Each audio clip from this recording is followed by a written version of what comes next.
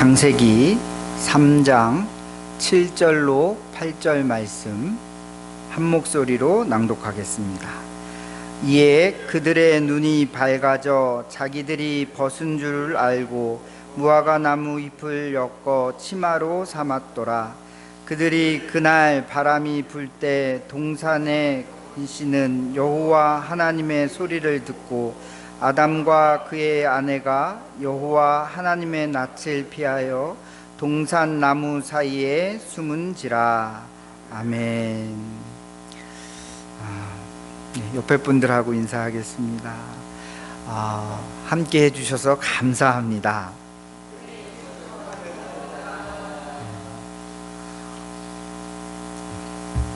오늘 말씀의 제목은 죄의 비참한 결과입니다.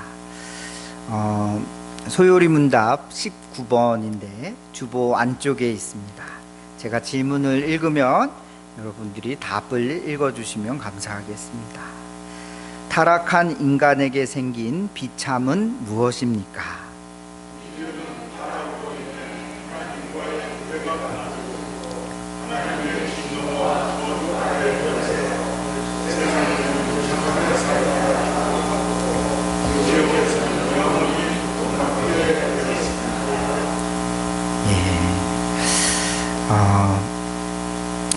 인간이 하나님께 죄를 지음으로써 어떤 비참한 상태에 빠지게 되었는지를 오늘 살펴보고자 합니다. 하나님의 저주와 심판의 내용은 크게 세 가지입니다. 첫째는 이 세상에 사는 동안, 현세를 사는 동안 온갖 비참한 일을 겪게 됩니다. 두 번째는 몸의 죽음을 맛보게 됩니다. 세 번째는 하나님의 우리의 영혼이 지옥의 영원한 고통을 받게 됩니다. 영원한 고통을 받게 되는 것이죠. 창세기 3장 7절에서 8절에서는 죄를 짓고 난 다음 아담과 하와에게 생겨난 변화를 설명합니다. 선악과 이거 먹는다고 뭐 큰일이 있겠어? 별일 있겠어? 라고 생각했던 것이죠. 하나님의 말씀에 불순종한 후 두 사람에게는 부끄러움과 수치심 그리고 양심의 가책이 찾아오게 됩니다. 뭔가 이상해, 뭔가 이상해. 그러면서 느끼는 게 뭡니까? 부끄러움을 느끼는 것이죠. 수치스러움을 느끼는 것입니다. 두려움에 사로잡혀서 하나님의 낯을 피해 숨어버렸습니다. 7절에서 아담과 하와의 눈이 밝아졌다라는 말은 시력이 좋아졌다는 말이 아닙니다. 양심의 가책을 깨닫게 된 것입니다. 하나님과 화목했던 관계가 죄로 인해서 깨졌을 뿐만 아니라 인간은 하나님과 원수가 되어버렸습니다. 하나님과의 관계가 깨지면서 사람과의 관계도 문제가 생겼습니다. 그래서 이렇게 그런 말들을 하는 거죠. 부부간에도 정말 꼴 보기 싫다. 왜 그럽니까? 하나님과의 관계가 깨졌기 때문에 그러합니다. 한번 옆에 분들 보십시오. 하나님 보시기에 정말 감탄할 만한 사람으로 보입니까? 아니면 꼴 보기 싫습니까?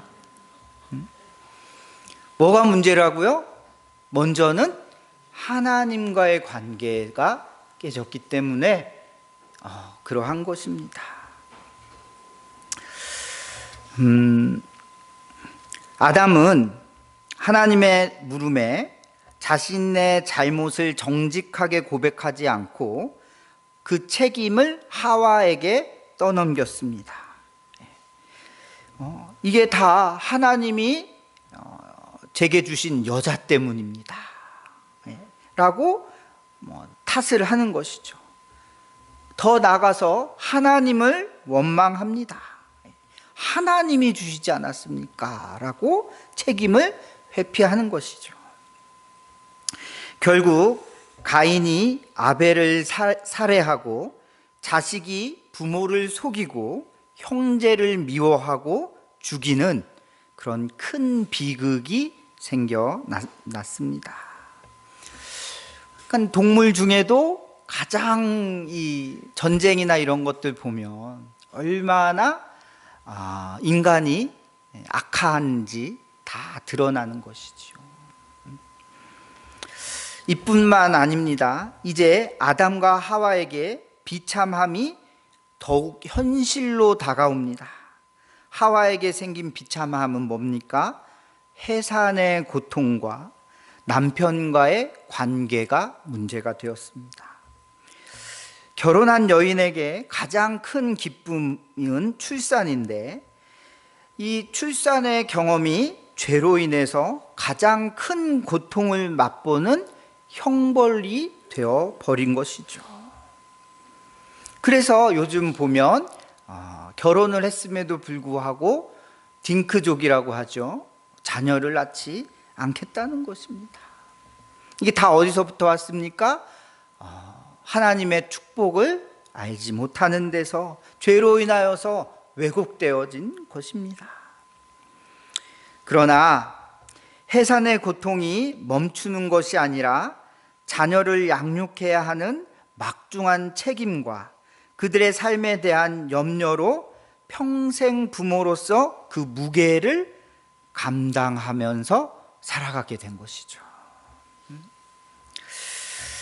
부모에게 자녀는 복인 동시에 고통의 씨앗이 되어버렸습니다. 남편과의 관계는 어떻습니까? 원래 에베소서 5장에 기록된 것처럼 남편은 아내를 자기 목숨처럼 사랑해야 합니다. 그렇게 지으셨습니다. 아내는 남편에게 온전히 순종하는 것이 바른 질서인데, 이것이 깨져서 오늘 가정에 서로 주도권을 가지려고 쟁탈전을 하는 것이죠. 남편은 뭐라고 합니까? 아니, 감히 하늘 같은 남편을 무시해? 아내는 뭐라고 합니까? 내가 집안일 하는 가사도우미야? 질서가 무너지는 것입니다. 부부관계는 복이 아니라 화가 되기도 하는 것이죠. 그러나 인류의 대표로서 겪게 된 아담의 고통은 하와의 고통보다 더 컸습니다. 왜냐하면 아담에게 하나님이 직접 명령하셨기 때문에 그 책임이 더 큰 것이죠. 그래서 18절에 보면 아담의 죄로 인해 땅이 저주받았다고 합니다. 인류의 대표인 아담의 범죄가 피조물 전체에 영향을 미치게 된 것입니다. 그래서 먹고 사는 것이 즐거움이고 노동하는 일하는 것이 기쁨이었던 상태에서 이제 노동은 가족을 부양하기 위한 수고로움이 되었고 고달픔이 되어버렸습니다.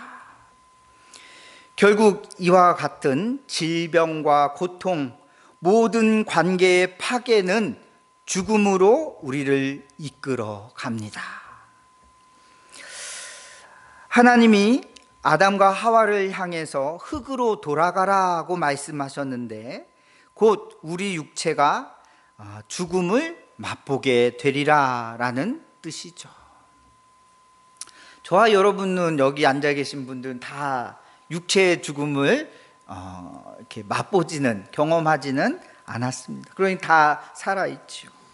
그러나 우리가 죽을 고비를 한번 넘겨보시면 어떤 마음이 듭니까? 정말 두렵고 못할 짓입니다. 대다수의 사람들은 사람도 옷이나 기계와 마찬가지로 낡고 기능이 쇠하여지다 종국에는 모든 기능이 멈추고 죽음을 맞이한다라고 생각합니다. 즉 죽음 자체를 자연스럽게 생각하는 것이죠. 당연하다고 생각하는 것이죠. 그런데 성경을 가만히 보면 죽음이 원래 당연한 것이 아니라 하나님의 심판과 저주와 형벌임을 말합니다. 죄의 형벌로 우리는 몸과 영혼이 분리되는 죽음을 맛보게 된 것입니다. 가혹하게도 성경은 여기에서 그치지 않습니다. 우리에게 죄값은 단지 육체와 영혼의 분리에서 끝나는 것이 아니라 영원한 지옥, 영원한 형벌, 영원한 고통을 받게 될 것이라고 말합니다.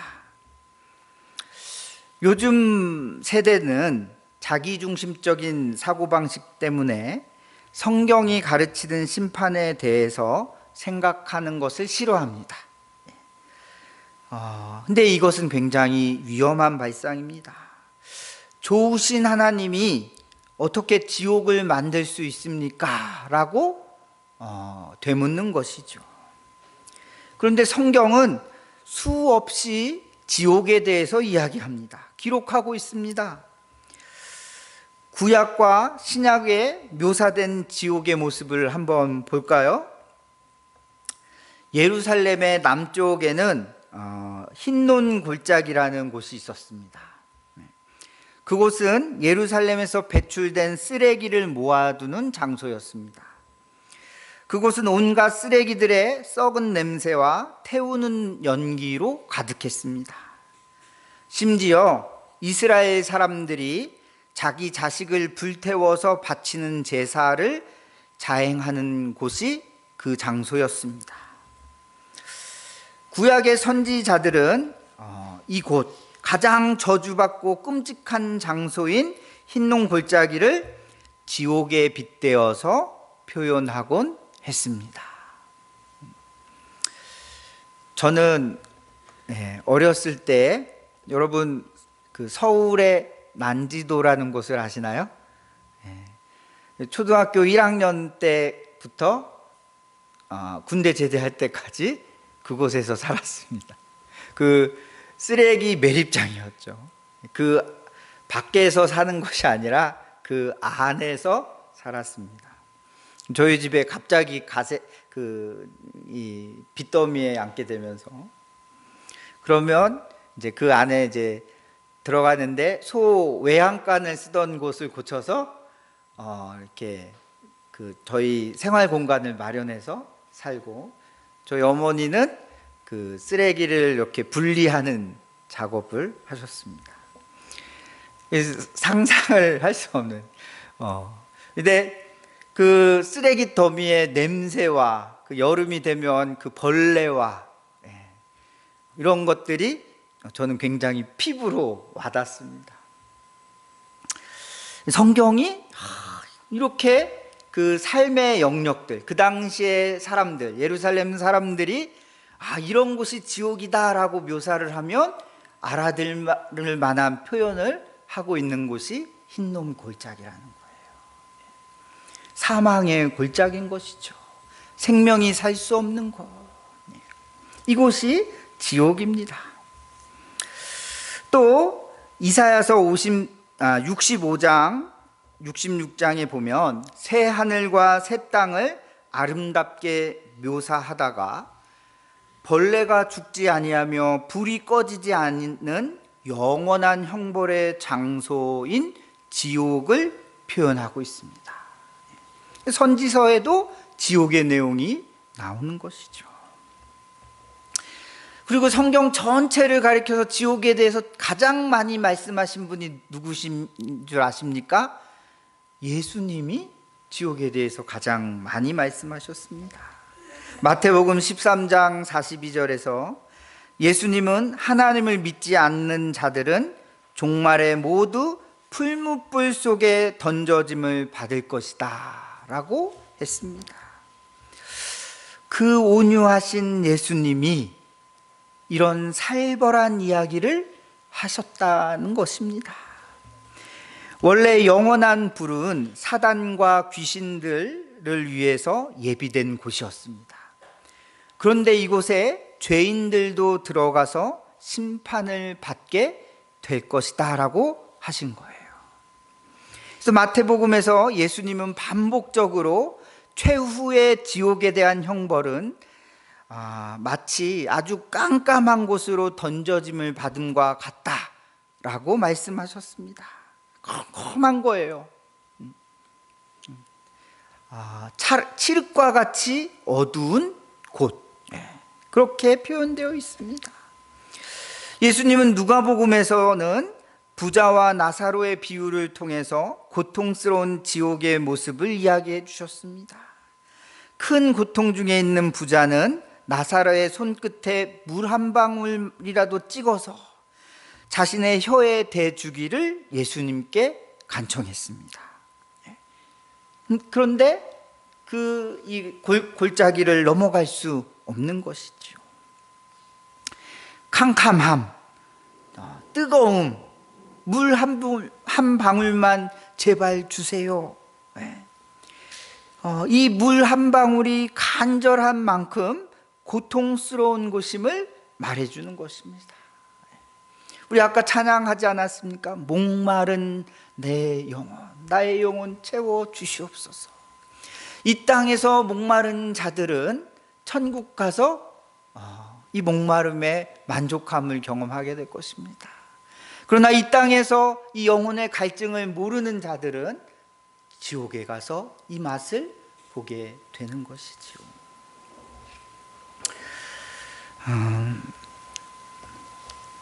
그래서 예수님은 제자들에게 복음을 전하다 맞이할 죽음의 위협 앞에서 두려워하지 말라고 하십니다. 왜냐하면 영원한 형벌인 지옥불에 들어가는 것에 비하면 육체가 맞이하는 죽음의 고통은 순간에 지나지 않기 때문입니다. 지옥불에 들어가는 것은 죄와 관련된 것이기 때문에 마태복음 18장에서 예수님은 죄에 대한 마음가짐에 대해 극단적인 비유를 사용하셔서 단호하게 말씀하십니다. 뭐라고 하십니까? 우리의 손이 범죄하면 손을 잘라내라. 눈이 범죄하면 눈을 빼라. 이런 문자 그대로를 적용하여서 우리 중에 이것을 문자 그대로 우리한테 적용한다라면 우리 중에 사지가 멀쩡한 사람이 아무도 없겠죠. 지옥에 가느니 눈을 빼고 팔을 잘라내더라도 지옥에 안 가는 것이 낫다라는 것입니다. 예수님은 이 땅에 사는 성도들은 이런 각오와 태도로 죄를 대해야 함을 알려주신 것입니다. 죄짓지 않기 위해서 노력할 것을 당부하셨습니다. 그래서 우리는 죄와 싸우기를 피 흘리기까지 하는 것이죠. 성경에서 지옥을 대부분 불과 어둠으로 묘사를 합니다. 꺼지지 않고 영원히 타오르는 불로 인해 죄인들은 그 불에 엄청난 고통을 받을 것입니다. 죄인들은 어둠과 같은 깊은 고독과 격리되어진, 단절되어짐을 경험하게 됩니다. 인간의 육체가 겪을 수 있는 최상의 고통이 대부분 이야기하는 것이 뭐냐면 화상입니다. 화상. 이 육신이 겪을 수 있는 고통 중에 최고의 레벨이 뭐냐면 화상이 고통이다라고 합니다. 지옥의 고통은 이와 비교할 수 없을 것이죠. 저도 한 5살 때쯤 종아리에 화상을 입어서 한 6개월 이상 병원에 치료를 한 적이 있습니다. 흉지지 않도록 어머니가 이렇게 매주 데려가면 그 껍질을 다 벗겨내요. 그럼 이제 5살 된 제가 막 난리를 치죠. 화상의 고통은 정말 끔찍합니다. 근데 지옥의 고통을 이 불의 고통으로 성경은 묘사하고 있는 것입니다. 아무도 없는 캄캄한 곳에 자기 혼자 던져진 기분을 한번 생각해 보십시오. 지옥은 모든 환경과 사람들로부터 철저하게 격리되어 있는 그런 고통을 느끼는 곳입니다. 기네스북을 찾아봤더니 이 아네코빅 챔버라는 그 장소가 있습니다. 소리가 없는 장소예요. 그래서 아무 소리도 안 들리는, 인간의 귀는 0데시벨 이하는 들을 수가 없는데 그곳은 마이너스 9인가 마이너스 24데시벨의 소음이 없대요, 소리가. 근데 그곳에서 최고 많이 버틴 사람이 45분을 버텼다고 합니다. 이 사람이 미치는 것이죠. 자기의 그 내장 소리까지 다 들린다고 합니다. 이 캄캄한 어둠 속에 홀로 격리되어 있는 그 고통을 한번 생각해 보십시오. 아무 감각도 느낄 수 없는 그 단절되어져 있는 상태가 지옥입니다. 지옥은 이처럼 자기중심적인 삶을 살며 모든 관계가 끊어지고 격리되어서 고독과 외로움을 영원히 맛보는 무서운 곳입니다. 어떻게 해야 이 지옥에서 벗어날 수 있을까요? 우리가 받을 형벌이 얼마나 큰 것이면 예수님이 친히 이 땅에 오셔서 죽음으로 그 죄값을 대신하셨을까요? 하나님의 아들이 직접 인간이 되어 치러야 할 만큼 죄의 무게와 값은 무겁고 큰 것입니다. 우리가 구원받았다는 것은 이 죄의 사슬과 저주로 이 영원한 죽음의 심판을 받아 하나님으로부터 영원히 분리된 채 살아야 하는 우리들의 이 상태에서 어디로 옮겨주신 것입니까? 아들의 나라, 그리스도의 나라로 옮겨주신 것입니다. 영원한 지옥에서 하나님의 나라로 들어가게 하신 위대한 사건이 바로 저와 여러분이 경험한 십자가의 사건인 줄 믿습니다. 갈보리의 십자가를 바라보십시오. 이 은혜를 어찌다 갚을 수 있겠습니까? 구원받은 성도에게 죽음은 어떤 의미입니까? 사도 바울이 이제 이렇게 이야기합니다. 사망아, 너의 승리가 어디 있느냐? 사망아, 내가 쏘는 것이 어디 있느냐? 사망, 이놈, 그리스도로 말미암아 우리에게 승리를 주시는 예수의 이름으로 승리하리라 라고 선포하는 것이죠. 이 세상의 역경과 고난이 구원받은 성도 안에 있는 자들에게는 이 영원한 기쁨을 빼앗을 수 없습니다. 이제 우리는 지옥의 문에서 건짐을 받아 천국의 문 앞에 서 있습니다.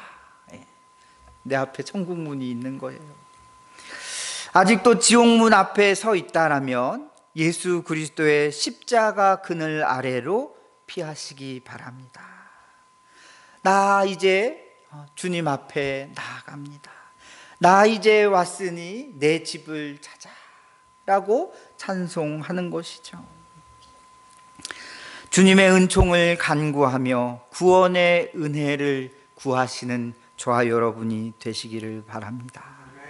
하나님의 은혜로 허물과 죄로 죽었던 너희를 살리셨도다. 아멘. 죽음의 심판 가운데 있는 영혼이 건짐을 받는 이 놀라운 사건이 저와 여러분의 삶 속에 많이 일어나기를 주님의 이름으로 축복합니다. 기도하겠습니다. 아버지 하나님, 죄로 인한 결과가 얼마나 비참하고 얼마나 우리를 수치스럽게 하고 얼마나 우리를 고통 가운데 있게 하는지 주님 깨달아 알게 하여 주시옵소서. 죄를 알면 알수록 하나님의 은혜를 더 깊이 깨닫게 하여 주시옵시고 그 은혜 가운데 머무는 그 감사와 찬송과 그 능력이 우리의 삶의 이 방향이 온전하게 세워질 수 있도록 은혜 베풀어 주시옵소서. 잠깐 살면서 지나갈 이 세월을 허송세월하지 않게 하여 주시옵시고 영원한 하나님의 나라를 바라보며 힘을 다하여 사는 저희들 되게 하여 주시옵소서. 예수님 이름으로 기도합니다. 아멘.